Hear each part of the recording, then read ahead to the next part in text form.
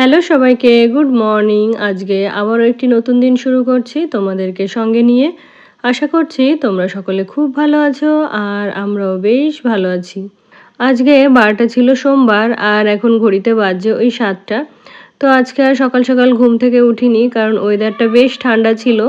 তো সকালবেলাও জানো তো আমার প্রচণ্ড ঠান্ডা লাগছিল, তো সেই জন্য একটা উলের নাইটি পরে নিলাম। তো এখন এই যে ফ্রেশ হয়ে নিয়েছি আর এখন হচ্ছে সংসারের কাজকর্ম সব শুরু করব। তো গতকালকে হচ্ছে আমরা পাশের রুমে শুয়েছিলাম কারণ আজকে আমাদের বেডরুমে একটা কাজ হওয়ার কথা ছিল। তো ওদেরকে সানডেতেই আসতে বলা হয়েছিল, তবে ওরা সানডেতে আসতে পারেনি। তার জন্য হাজব্যান্ড টাইম দিয়েছিল হচ্ছে মনডে মর্নিংয়ে। তো সকালবেলা ফোন করে হাজব্যান্ড জিজ্ঞেস করাতে বলল যে ওরা এখনও বেরোয়নি। তো হাজব্যান্ড চেয়েছিল যে ও বাড়িতে থাকতে থাকতেই আর কি কাজটা করিয়ে নেবে। তো ওরা যদি এখন আসে তাহলে কিন্তু হাজব্যান্ড থাকতে পারবে না, ও অফিসে বেরিয়ে যাবে। তো সেই কারণে আজকের ওই কাজটা পোস্টপন্ড করে দেওয়া হলো। তো সেই কারণে দেখো আমার বেডরুমটা হচ্ছে আজকে খালি। আর হাজব্যান্ড ছেলে ওই যে বললাম না আমরা পাশের ঘরে ঘুমিয়েছিলাম, তো হচ্ছে ওই ঘরে ঘুমোচ্ছে। আর এই ঘরটা খালি রাখা হয়েছে কারণ ওরা যেহেতু অনেক সকালে এসে কাজ করার কথা ছিল, তো তখন আমরা ঘুম থেকে উঠে গেলেও ছেলে উঠতে চাইতো না। তো সেই জন্যই আজকে পাশের রুমে ঘুমানো হয়েছে। তো সকাল সকাল দেখো আমার বিছানাটা পরিষ্কার করে এই যে ঘরটাও এখন ঝাড় দিয়ে নিচ্ছি। তারপরে তোমাদের সাথে ওই যে বলছিলাম না যে অনেক দিন থেকেই ভাবছি যে আমার বেডরুমটা ডিপ ক্লিন করব। তো এই যে ভেবেছিলাম আজকে কাজটা সকাল সকাল হয়ে গেলে আজকে দুপুরবেলাতে হচ্ছে ঘরটা পরিষ্কার করে ফেলবো, কারণ কাজ করা হলে তো ধুলোবালি হবে। তো সেই কারণেই আর কি। তো আজকে যেহেতু ওরা এলো না, তো হাজব্যান্ড আবার নেক্সট যে ছুটি থাকবে সেই দিনটাতে ওদের ডেট দিতে বলেছে। তো ঘরটাতে এতটাই নোংরা হয়েছে, ভীষণ বাজে লাগছে দেখতে। তো আমরা থাকছি বলে বা আমরা থাকি বলে আমাদের অতটাও খারাপ লাগছে না, তবে বাইরের কেউ এলে লজ্জার আর শেষ নেই। আর যেহেতু আমার ঘরে একটু হলুদ রঙের দেওয়াল, তো ধুলোগুলো জানো তো দেওয়াল দিয়ে একদম চাকা চাকা হয়ে লেগে আছে। আর সেই মাকড়সার জালগুলো তো আছেই। তো হাজব্যান্ড কবে থেকেই বলছে যে ঝাড়ু দাও, আমি পরিষ্কার করে দিই। তবে ওই ছুটির দিন করলে কি হয় বলো তো, যেহেতু হাজব্যান্ড তো থাকবেই বাড়িতে আর ছেলেও থাকবে, তো ও ছেলে বাড়িতে থাকলে আমি ধুলোর কাজ টাজ করি না। কারণ ওর যেহেতু ডাস্ট অ্যালার্জি আছে, তো যতই বারণ করি না কেন আমরা যেখানে কাজ করব সেখানে গিয়েই থাকবে। তো আমি সেই জন্য চেষ্টা করি যে ও স্কুল যেদিন থাকে ও স্কুলে থাকতে থাকতেই আর কি ঘরটাকে একদম ধুলো ঝেড়ে একদম মুছে টুছে পরিষ্কার করে নিতে। তো সেই কারণেই আজকে দেখো সকালবেলা বাসি ঘরটা ঝাড় দিয়ে নিলাম। আর এখন হচ্ছে রান্না বান্না করব, রান্না করে হাজব্যান্ড ছেলে ওরা বেরিয়ে গেলে তবেই হচ্ছে আমার বেডরুমটা পরিষ্কার করব। আর যেহেতু একসঙ্গে সম্পূর্ণ বাড়িটা পরিষ্কার করা সম্ভব নয়, তাই একটা একটা রুম করে করব। তো আগের দিন তো ওই যে স্টাডি রুমটা পরিষ্কার হয়ে গেছে, আর রয়েছে আমার রুমটা আর আমরা যে রুমটাতে ঘুমিয়েছিলাম আজকে ওই রুমটা। তো ওই রুমটাতে তো একদমই কম ফার্নিচার, শুধু একটা খাট আছে আর দুটো সোফা। তো ওই রুমটা পরিষ্কার করতে খুব একটা সময় লাগবে না, তবে আমার রুমে যেহেতু অনেক ফার্নিচার রয়েছে, তো সিলিংয়ে ওয়ালে তো ধুলো হয়, তাছাড়াও কিন্তু ফার্নিচারের উপর দিয়ে তারপর ফার্নিচারের পিছন দিক দিয়ে প্রচণ্ড ধুলো হয়, ঝুল হয়। তো সেগুলো হচ্ছে সরিয়ে সরিয়ে পরিষ্কার করতে হবে। তো সেই জন্য সময়টাও একটু বেশি লাগবে। আর রুম যদি ফাঁকা থাকে বা ফার্নিচার কম থাকে তাহলে কিন্তু ধুলো ঝাড়তেও অতটা সময় লাগে না। তো তারপরে দেখো রান্নাঘরে এসে এই যে ভাত আর ডাল বসিয়ে দিলাম। আর বাজার থেকে এনেছিল লাল শাক। তো যে ভেবেছিলাম যে যেদিন লাল শাকটা করব সেদিন আগের দিন এটাকে কেটে বেছে রাখবো। তবে কালকে জানি না কেন এই কাজটা একদমই ভুলে গেছি, মানে মাথা থেকে বেরিয়ে গেছে। তো সেই জন্য সকালবেলায় এটাকে কেটে নিচ্ছি। তো এটাকে যে আরও একদিন না খেয়ে ফেলে রাখবো তাহলে কিন্তু এটা আর ভালো লাগবে না, শুকিয়ে যাবে, আবার অনেক সময় পচেও যায়। সেই জন্য ভাবলাম আজকে একটু হাতে সময় নিয়ে শাকটাকে পরিষ্কার করে এটাকে আজকে রান্না করে ফেলবো। তো এই যে ওদিকে ভাত আর ডাল বসিয়েছি আর এদিকে শাকটা দেখো ভালো ভালো পাতাগুলো বেছে নিয়েছি আর ওই ডাঁটাগুলো বাদ দিয়ে দিয়েছি। আর পোকাওয়ালা পাতাগুলোও বাদ দিয়ে দিয়েছি। তো এখন এটাকে অনেকবার করে ধুয়ে তারপরে হচ্ছে কেটে নিতে হবে। আর শাকটা জানো তো আমি যেমন তেমন করে আমাকে রান্না করে দিলে খেয়ে নিই, তবে হাজব্যান্ড একদম ছোট ছোট করে কাটতে হবে, একদম স্ম্যাশ করে দিতে হবে শাকটা। ওই শাকটা খেতেই বেশি পছন্দ করে। তো দেখো এখানে হচ্ছে শাকগুলোকে কেটে নিচ্ছি। তো আজকের মেনু হবে ডাল, শাক আর হবে একটু ট্যাংরা মাছের ঝোল। তো ওই যে আগের দিন বাজার থেকে ইলিশ মাছের সঙ্গে ট্যাংরা মাছটা এনেছিল, তো সেটা তো হচ্ছে খাওয়া হয়নি, তো ওটা আজকেই রান্না করব ভাবছি। তো আমার গত ভিডিওতে কমেন্ট করেছিল বন্দিতা দিদিভাই, তো লিখেছে যে আমি বলেছিলাম আলু নুন দিয়ে মাখিয়ে রাখতে। নুন দিয়ে মাখিয়ে রাখলে আলু থেকে জল বেরিয়ে যায় আর ওই জন্য কড়াইতে আটকে যায় না। নুন জলে দিতে বলিনি। যাই হোক, তোমার ভিডিও আমার খুব ভালো লাগে। থ্যাংক ইউ দিদিভাই, অনেক ভালোবাসা রইল। আর কি বলো তো, আমি হয়তো তোমার কমেন্টের সাথে অন্য কারোর কমেন্ট গুলিয়ে ফেলেছি। তো এদিকে দেখো, ডালটাকে ফোড়ন দিয়ে নামিয়ে নিয়েছি আর আজকের ডালটা করেছি আম দিয়ে। তো আমার গত ভিডিওতে তানিয়া তনি আইডি থেকে দিদিভাই জিজ্ঞেস করেছে যে আমি ডালে কি ফোড়ন দিই। তো কি বলো তো দিদিভাই, আমাদের যেহেতু বেশিরভাগ দিনই হচ্ছে টক ডাল খাওয়া হয়, হয়তো টমেটো দিয়ে না হলে আম দিয়ে, তো সেই জন্য আমি ডালে সবসময় সরষেই ফোড়ন দিই। আর যেদিন এই টকগুলো ডালের মধ্যে না দেওয়া হয় সেই দিন হচ্ছে একটু গোটা জিরে বা কালো জিরে এগুলো ফোড়ন দিই। তো তারপরে দেখো, এদিকে আমার ভাতটাও হয়ে গেছে, তো ভাতটা নামিয়ে নিলাম। ওইদিকে ডালটা হয়ে গেছে আর শাকটা হচ্ছে। তো এখন আমি যাব একটু নিচে নিচে যাব লেবু পাতা আনতে, কারণ এই শাকটার মধ্যে লেবু পাতা দিয়ে খেতেই ওরা বেশি পছন্দ করে। তো ওই যে বললাম না যে আমি একটু বড় বড় শাক কাটা হলেও খেয়ে নিতে পারি, কোনো অসুবিধা হয় না। তবে হাজব্যান্ড এদিন বলছিল যে বড় কাটা শাক খেতে ভালো লাগে না, তো শাকটা একটু স্মুথ হবে, তো ওরকম শাকই ওর খেতে পছন্দ। তো সেই জন্য দেখো, শাকটাকে আগে নুন লঙ্কা দিয়ে খুব ভালো করে সেদ্ধ করে নিয়েছি আর ওই একটা স্ম্যাশার দিয়ে এটাকে একটু স্ম্যাশ করে নিয়েছি। তো তারপরে ওই যে বললাম এখন যেতে হবে নিচে। তো দেখো, আমাদের ওই গাছে লেবু পাতা নিতে এসেছি। তো এখানে একটা লেবু গাছ আছে, গন্ধরাজ লেবু গাছ, তো সেটা অনেক বড় ছিল, এখন সেটাকে একটু কেটে ছোট করে দেওয়া হয়েছে। আর এটাতে যে এত লেবু হয় যে আমরা খেয়ে এটা শেষ করতে পারি না। তবে এইবার ওই গাছের ডালটা কেটে দেওয়াতে লেবুগুলো আর কি অতটাও নেই গাছে। তো তারপরে দেখো, সকাল সকাল এই যে লেবু পাতা নিতে এসে হাতে কাঁটা ঢুকিয়ে নিলাম। তো সেটা নিয়ে তো বসে থাকলে হবে না, তারপরে দেখো আবার এসে এই যে রান্না বান্না শুরু করে দিয়েছি। তো শাকটাকে তো আগে সেদ্ধ করে নামিয়ে নিয়েছি আর এখন দেখো একটু পেঁয়াজ আর রসুন ফোড়ন দিয়েছি। তারপরে এই যে সেদ্ধ করে রাখা শাকটাকে দিয়ে দিলাম। তো এটাতে তো আগে হলুদ দিইনি, তো এখন একটুখানি হলুদ দিয়ে দেব। আর জানো তো, আমি এতদিন ভাবছিলাম যে ঘরে হয়তো আমার আরও এক্সট্রা প্যাকেট হলুদ আছে, তবে আজকে রান্না করতে গিয়ে দেখি হলুদ একদমই শেষ। যতটুকু ছিল ডালের জন্য হয়েছে, তবে বাদ বাকি রান্না কিন্তু হতো না। তো হাজব্যান্ডকে আবার দোকানে পাঠিয়ে হলুদ আনিয়ে নিলাম। তো সেটা দিয়ে এই যে এখন রান্না করছি। তো তারপরে দেখো, এই যে নামানোর আগে লেবু পাতাটা দিয়ে এটাকে নামিয়ে নিলাম, তবে খাওয়ার সময় লেবু পাতাটা ফেলে দিতে হবে। তো এদিকে রান্নাবান্না তো মোটামুটি কমপ্লিট, আর এখন এই যে হাজব্যান্ডকে একটা মাছ ভাজা করে দেব। আর আজকে যে মাছের ঝোলটা করব সেটা হচ্ছে ট্যাংরা মাছ দিয়ে করব। তো ট্যাংরা মাছ তো খেতে মানে ভাজা খেতে খুব একটা ভালো লাগবে না, তো সেই জন্য আর কি রুই মাছ ছিল, সেটাই হাজব্যান্ডকে ভাজা করে দিলাম। আর ওই যে ট্যাংরা মাছ দিয়ে ঝোল করব। তো এদিকে হাজব্যান্ডের ভাতটাও বেড়ে দিলাম আর এখন যাব বাকি রান্নাটা করতে। আর আমার গত ভিডিওতে আরও কমেন্ট করেছিল ভারতী দিদিভাই, তো লিখেছে খুব ভালো লাগলো আজও তোমার ভিডিও, ওয়াশিং মেশিনটা খুব সুন্দর, জমিয়ে খাওয়া দাওয়া করো, হ্যাপি সানডে বোন, ভালোবাসা অবিরাম। থ্যাংক ইউ দিদি, তুমিও আমার অনেক অনেক ভালোবাসা নিও। তো কি বলো তো দিদিভাই, ওয়াশিং মেশিনটা খুব বেশি দিন নেওয়া হয়নি, এই মাস 6 হবে হয়তো। তো আগে আমাদের বাড়িতে একটা সেমি অটোমেটিক ওয়াশিং মেশিন ছিল, তো সেটাতে জানো তো প্রচুর জল লাগতো, তাছাড়াও খুব ভালো কাচা হতো না। বেডশিট দিলে বা কোনো জামা কাপড় দিলে খুব একটা ভালো পরিষ্কার হতো না। তো সেটা নিয়ে তো 6-7 বছর ইউজ করেছি, সেটা নিয়ে খুব সাফারও করেছি। তো তারপরে এই যে হাজব্যান্ডকে বলাতে নতুন একটা ওয়াশিং মেশিন কিনে দিয়েছে। তো ওই কারণেই ভেবেছি যে আগে যেহেতু ওরকম একটা ছিল, তো এখন যদি ওয়াশিং মেশিন নিই তবে সব থেকে ভালোটাই নেব। তো সেই কারণে অনেক কিছু দেখে শুনে অনেক জায়গায় সার্চ করে তারপরে এই মেশিনটা নেওয়া হয়েছে। তো তারপরে ওদিকে হাজব্যান্ডকে জিজ্ঞেস করলাম যে ট্যাংরা মাছটা কী দিয়ে করব। তো ও বলল যে শুধু আলু দিয়ে ঝোল করতে। তো সেই জন্য এই যে মাছের ঝোলের জন্য কয়েকটা আলু কেটে নিয়েছি আর ওদিকে মাছগুলোকেও ভেজে তুলে নিয়েছি। আর ঘরে তো আমার বাটা মশলা আছেই। তো আজকের রান্নাটাও কিন্তু আমার খুবই তাড়াতাড়ি হয়ে যাবে।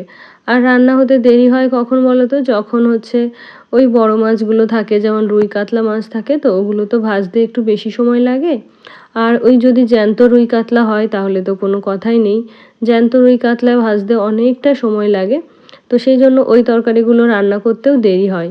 তবে এরকম ছোট মাছ ট্যাংরা মাছ এগুলো তো যেহেতু কম সময়ে ভাজা হয়ে যায়, সেই জন্য রান্নাটাও কিন্তু খুব তাড়াতাড়ি হয়ে যায়।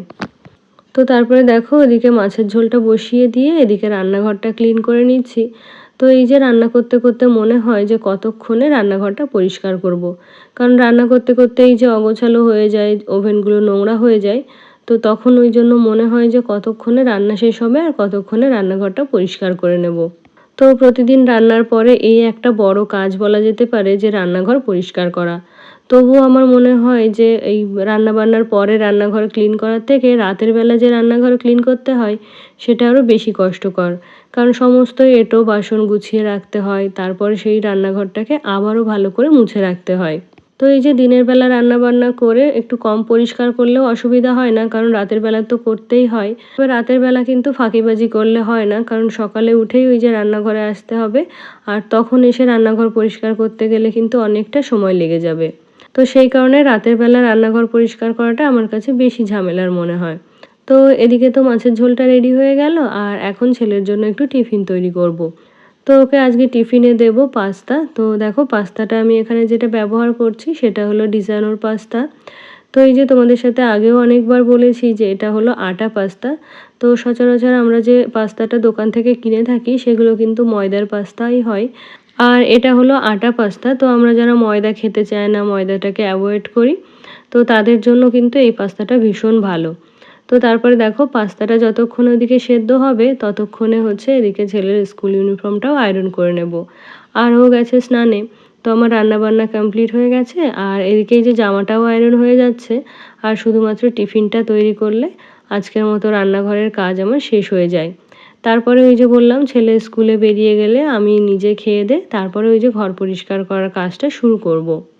আর আমার গত ভিডিওতে কমেন্ট করেছিল রিয়া দাস। তো রিয়া লিখেছে, খুব সুন্দর ভিডিও দিদি, ফার্স্ট কমেন্ট। তো থ্যাংক ইউ রিয়া, আমার ভালোবাসা নিও।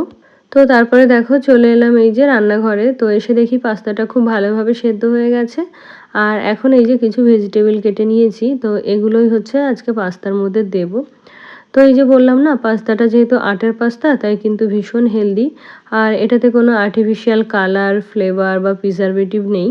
আর এটা কিন্তু ট্রান্স ফ্যাট ফ্রি। তো সেই জন্য বাচ্চাদেরকে কিন্তু এটা চোখ বন্ধ করেই দেওয়া যায়। আর এই পাস্তাটার লিঙ্ক তোমরা পেয়ে যাবে ভিডিওর ডেসক্রিপশানে।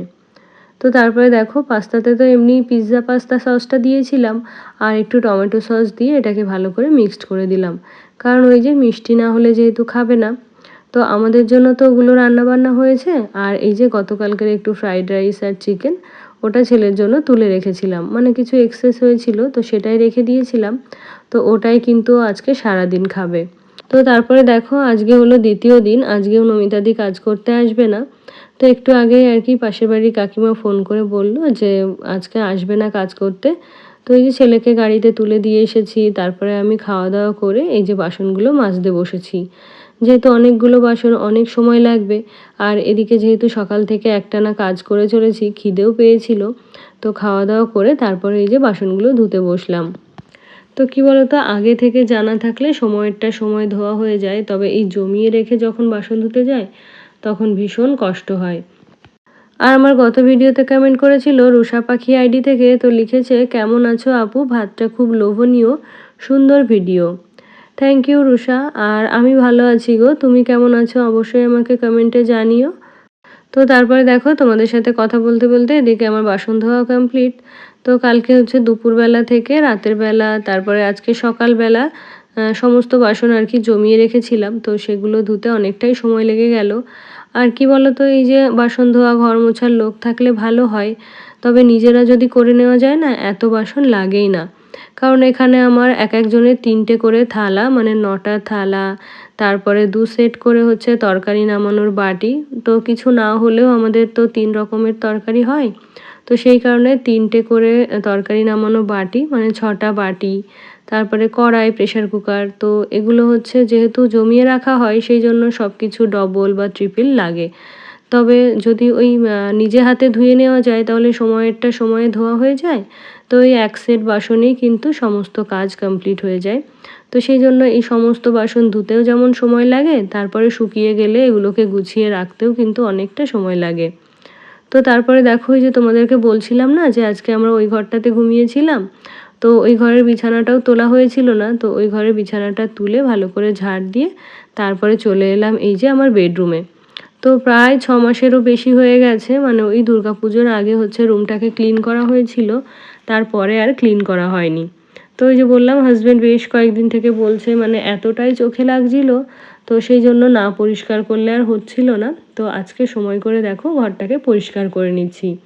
আর এই যে হলুদ রঙের দেওয়ালটা যেহেতু লাইট কালার, তো ধুলোটা এতটাই চোখে পড়ছে, দেওয়ালটা পুরো হলুদের জায়গায় কালো কালো হয়ে আছে। তো সিলিং তো ঝেড়েইছি, তাছাড়াও সমস্ত দেওয়ালগুলো ঝেড়ে নিয়েছি।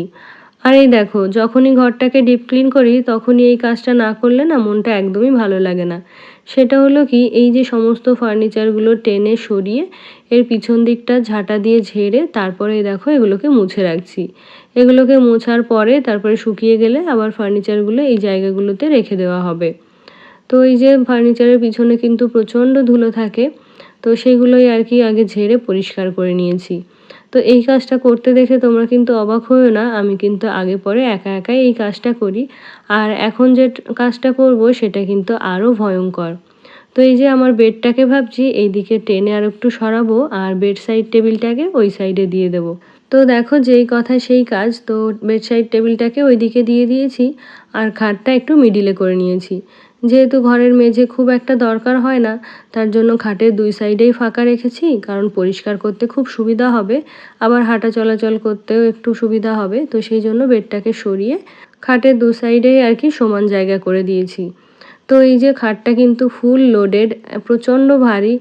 আর একা একা সরাতে পেরেছি এই কারণেই, যেহেতু মার্বেলের ফ্লোর তো, তো এটা একটু স্লিপারি হয়, তো সেই জন্য টানলেই ওটা খুব সহজেই চলে আসে। তবে বাদবাকি ফার্নিচারগুলো খুব সহজে সরিয়ে নিতে পারলেও খাটটা সরাতে কিন্তু আমার ভালোই পরিশ্রম হয়েছে। তো এই প্রথম নয় যে এই কাজটা আমি করেছি, আগে পরে বহুবার কিন্তু এই এত বড় খাট, এত ফুল লোডেড খাট আমি নিজে সরিয়েছি।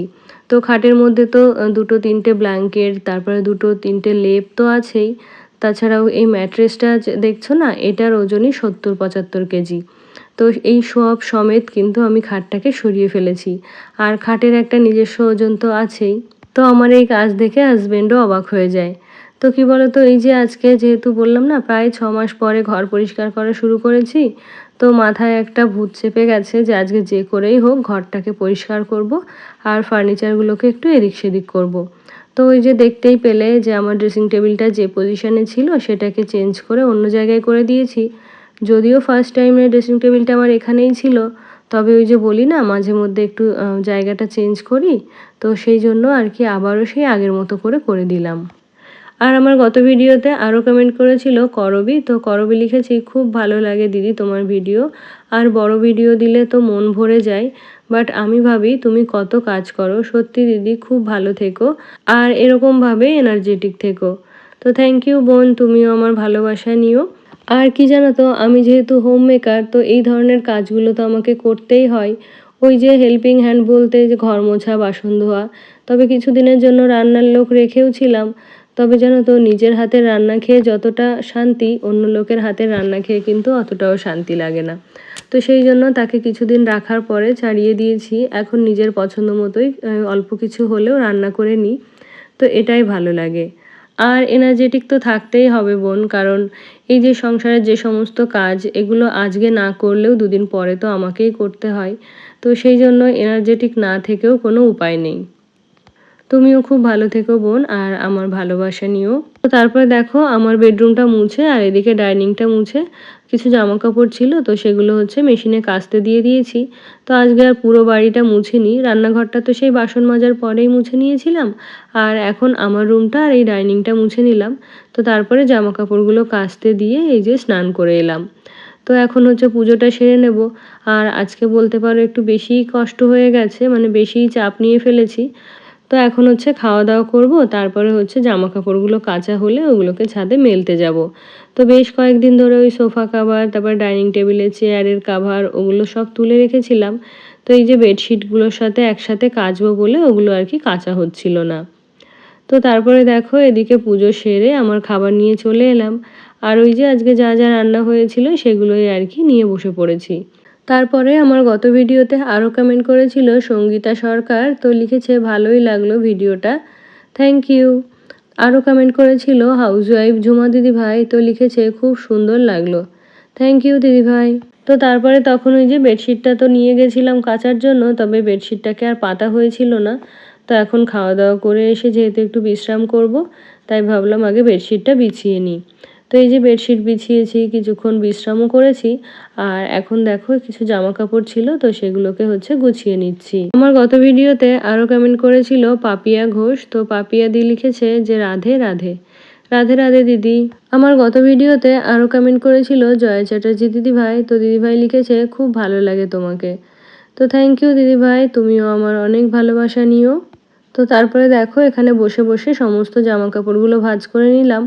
আর ঘরে বসে যেন তো অন্যরকমই একটা ফিলিংস হচ্ছিল, যেহেতু এই যে জিনিসপত্রগুলো সরিয়ে লুকটা একটু চেঞ্জ করেছি, তো সেই জন্য বেডরুমে থাকতে এখন বেশ ভালোই লাগছে।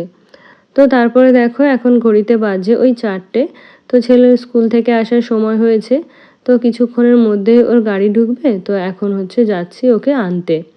আজকে তবে এখানেই শেষ করছি, দেখা হচ্ছে নেক্সট ব্লগে। তোমরা সকলে ভালো থেকো, সুস্থ থেকো এবং সাবধানে থেকো।